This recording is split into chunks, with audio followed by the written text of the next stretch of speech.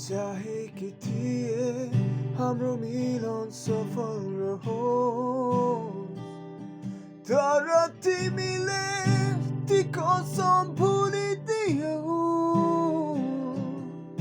यही मेरो सजाय भो तिमी बाटो बिछोडिने, यही मेरो सजाय भो तिमी बाटो टाढा रहने।